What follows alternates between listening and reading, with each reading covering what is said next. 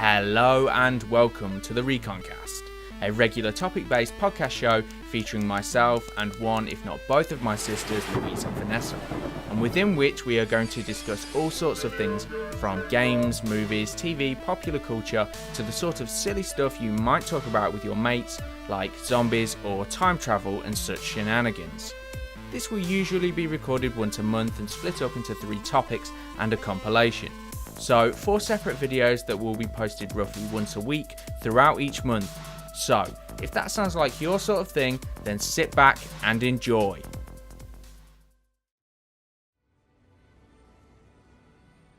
Let's presume VR going forwards is a success, and although it's got its problems, let's pretend in the perfect world that it turns out everything's great with VR. It's awesome. It's the next fucking coming.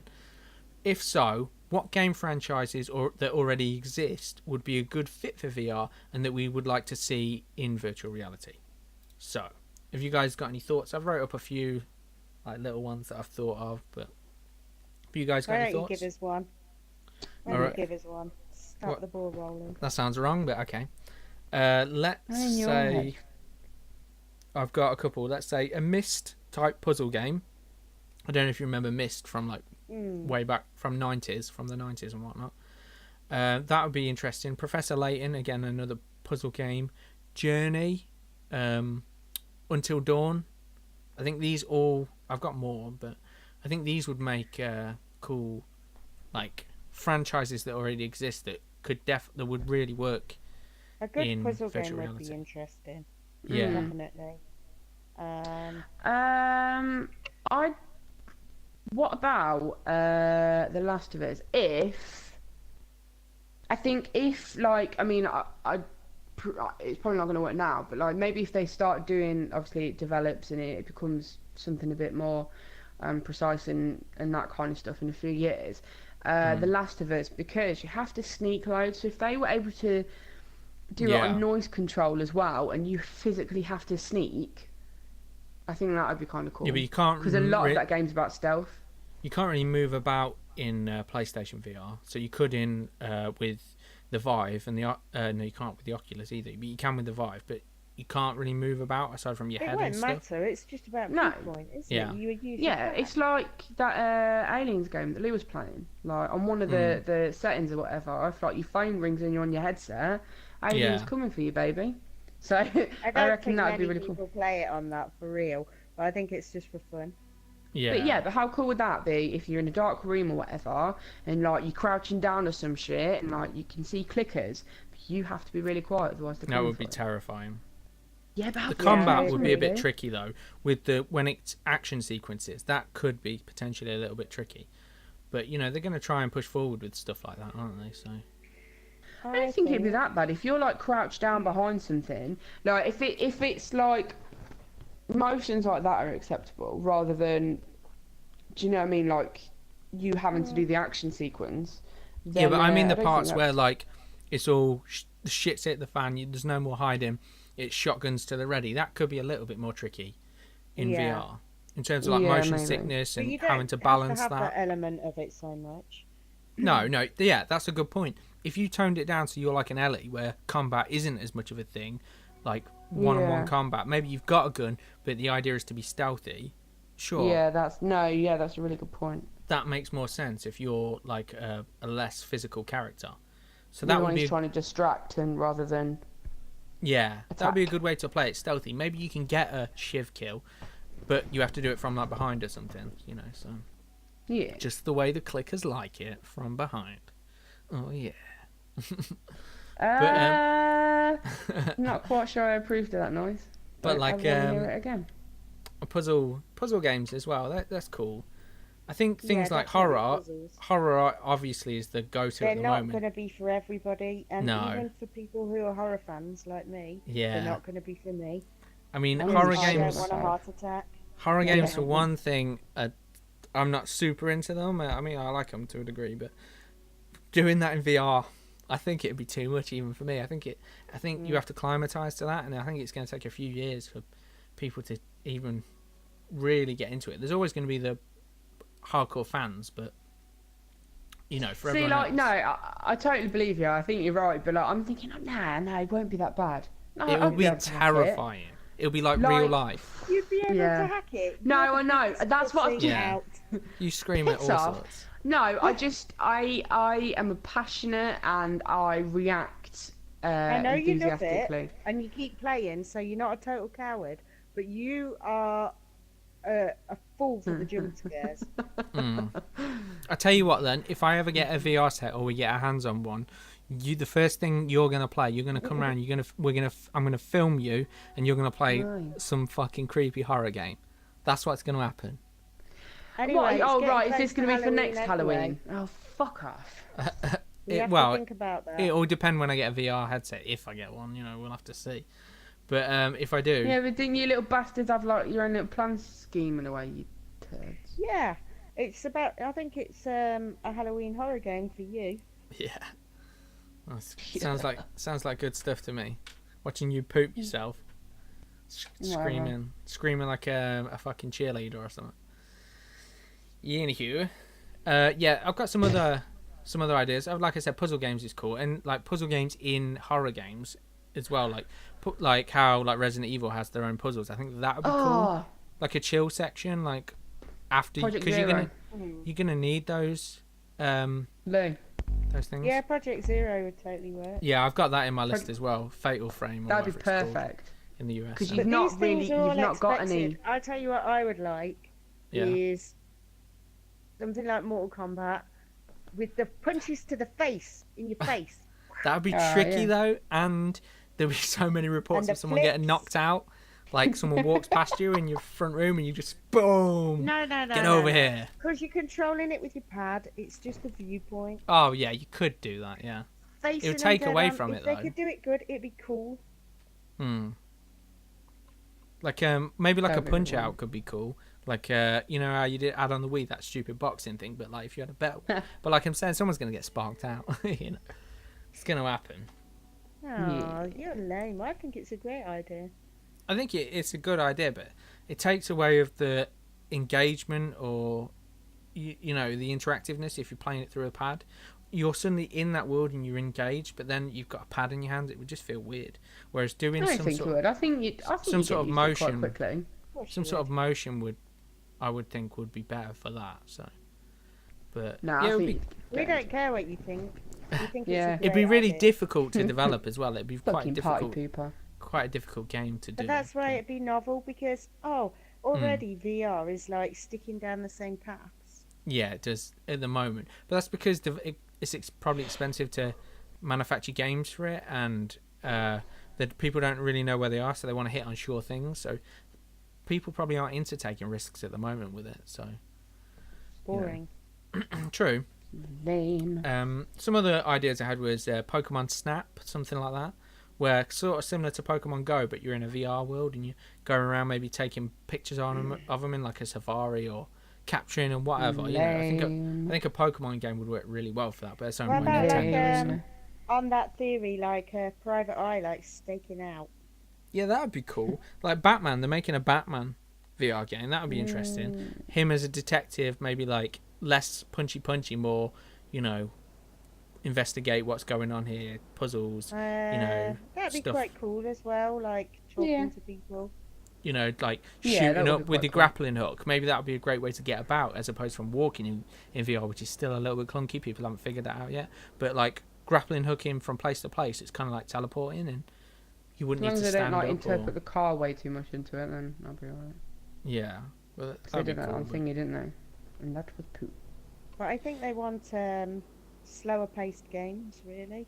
Yeah, you can't really put Call of Duty in it yet. You can, but I think it's going to like either it'd be a bit of a mess, give people motion sickness, or it's just going to be too jarring where they can only play it for an hour or two at a time and they have to, you know, turn it off and, you know, take a rest or whatever. And that's not ideal. That's why implementing that. People play that shit. Yeah, like, normally. It's worse. It's better if you play it yourself than watch it. It's like car sickness. If you're driving the car, you're less likely to get sick than the person sitting in the car. It's a similar sort of vein to that. But yeah, you can't really do that. I mean, part of the thing should be implementing, like I was saying in the game, like in a horror game, having puzzle sections so you've got moments to calm down. So you know this room's safe. You know, like the safe rooms, the typewriter rooms in Resident Evil. If you've got like something like that and it's got like a puzzle in it, it gives you like 30 minutes to chill out before you go on to the next thing. I think implementing that in games that are action-packed or adrenaline-fueled is probably a great, thing to produce into the game. So hopefully they'll do stuff like that, going forwards and stuff. Other ideas I thought were real-time tactics games and like strategy games like Total War, things like that, in that you're the general and you're perhaps on a hill plotting out your path for your fucking army and shit. Of course, Mario Kart, because you're in a car. Car and driving games are so much easier in VR. It makes so much sense because it's quite a lot like those simulators that were already made. And in terms of horror, it's got to be Silent Hill. The next Silent Hill game should be in VR. PT, but in VR. How good would that be? Or bad? No, I couldn't play it. I couldn't. No, I couldn't. I probably couldn't either. It's too much for most people, and therefore it's not lucrative. But maybe unless you can play it normally as well. But you know full well that that's what they're gearing at, though, isn't it? All the big YouTubers and streamers are going to be playing it, so it's definitely going to get marketing and awareness. So it's probably a double-edged sword, and people will get used to it to some degree. But I agree with you. I'm not like a fraidy cat or anything, but I don't particularly enjoy the experience of being stressed out. It's not something that appeals to me. So a horror game's got to have another hook for me to feel fully engaged with it. But I feel like Resident Evil's got stuff like that. Even Silent Hill's got that. But Silent Hill's got a massive puzzle element. Yeah. I think what they've got to be careful not to do is throw too many enemies in. Make it go back to the old times of tension. Yeah, and make your ammo count very low, and maybe rely more on melee weapons and things. And just make enemies more sporadic. Yeah, don't make them a mob. And more scary, more terrifying. Like, you know how the Nemesis was in Resident Evil 3? Whenever he popped about, you were like, oh shit, this is on. That's what you want. You want, Pyramid Head to be a big deal, not, oh, I've already seen 15 Pyramid Heads. Do you know what I mean? Like, oh shit, Pyramid Head's behind me. I'm shit in the bed. Let's get out of here. Let's run through here. Oh shit, this place has got 3 nurses in this fucking dilapidated ward. Oh shit, I've got to sneak past them whilst Pyramid Head's behind me, That's the sort of vibe you want to do. I'll tell you something about Silent Hill that's cool. Yeah. The feature that they've always had is that you need the light to see, but the light draws the enemies. I always thought as well. Could you imagine having literally turning your flashlight on and off and make it becoming really dark? Yeah, I mean that's probably where Outlast took inspiration from. Is from Silent Hill, but for me, the atmospheric noise in the early ones, that your walkie-talkie, you needed that to know if a bad guy was within your vicinity, but then it got louder and louder, and you'd have to assume that also attracts the attention of the AI. No, they can't hear it. Can they not? They should be able to in future because that would be more realistic. But it would always add tension where you're. But that's the nature of it, the double-edged sword. Do you want to play it safe, but that will then give you new problems, or? Fantastic. Yeah. It's that it was always like, oh shit, even if you can't see them in the fog world, you'd be like, oh my god, they're near me. Gotta be careful. That would definitely be super, super creepy and engaging in VR. Definitely would freak you out and whatnot. So, but you got any other thoughts, any ideas of things that might be cute?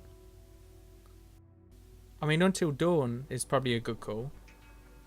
Because the way that game plays, it's not like it is action packed, but it's more like you're a spectator in some ways. So maybe if you're not the main character, maybe you're the nerdy twat who's always got the video camera in these sorts of films, and you're trying to document things. I'll tell you something else that's a factor though.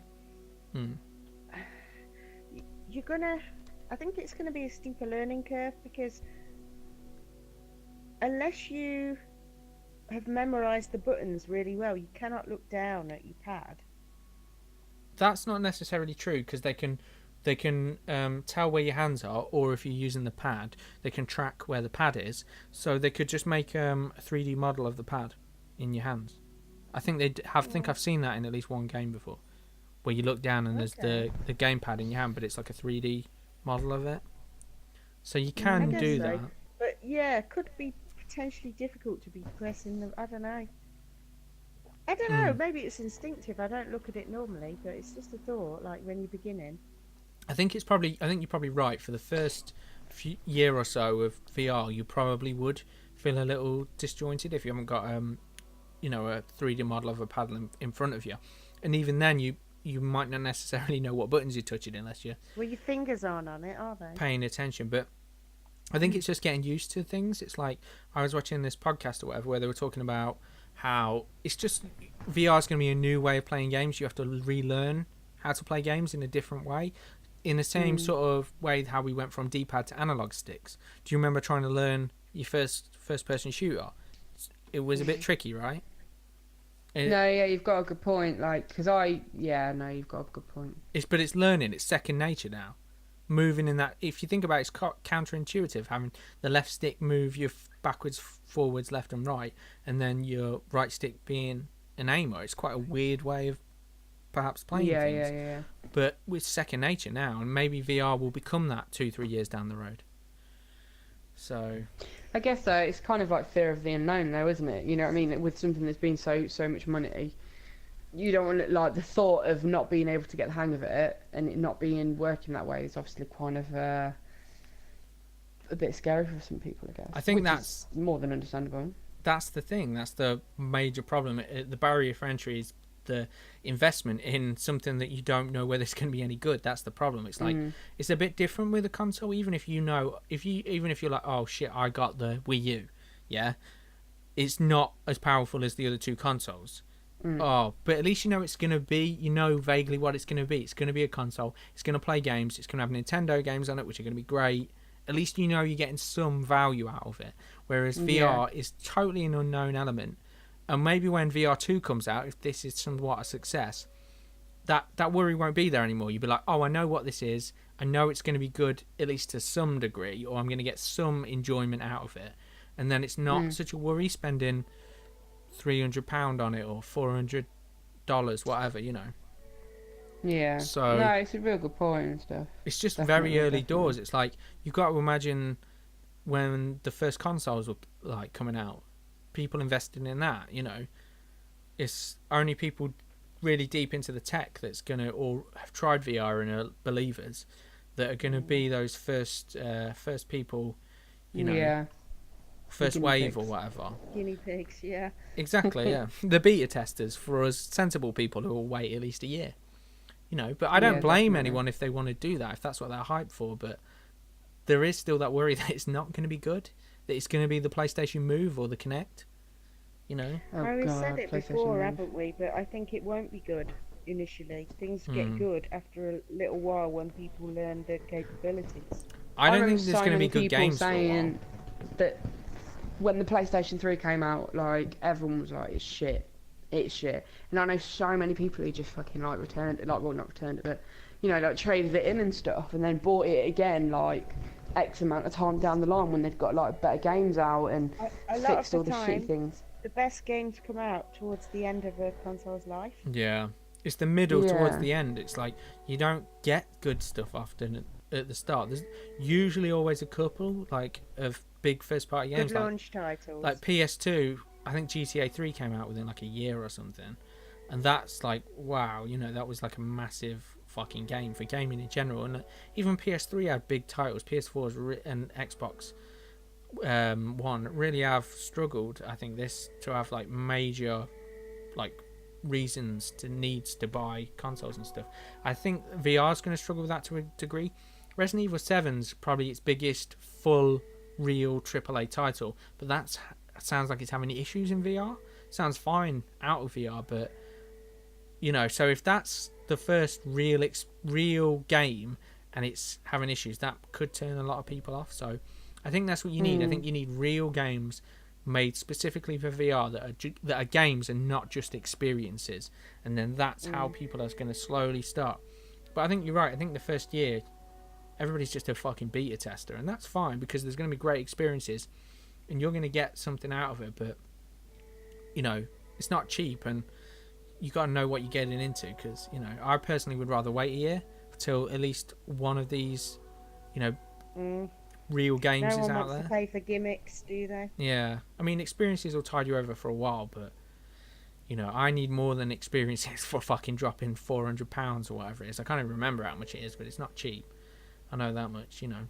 And we previously discussed, we don't even know yet until, you know, it releases whether the original PS4 is going to hold up well enough to run it, or you're going to need Neo, and that's another £400 or whatever it's going to be. You know, it's like, it's expensive. And like I said, 5 years from now, maybe it's just the standard, and that's cool because we know what we're going to be getting. But right now, it's a lottery, it's a gamble.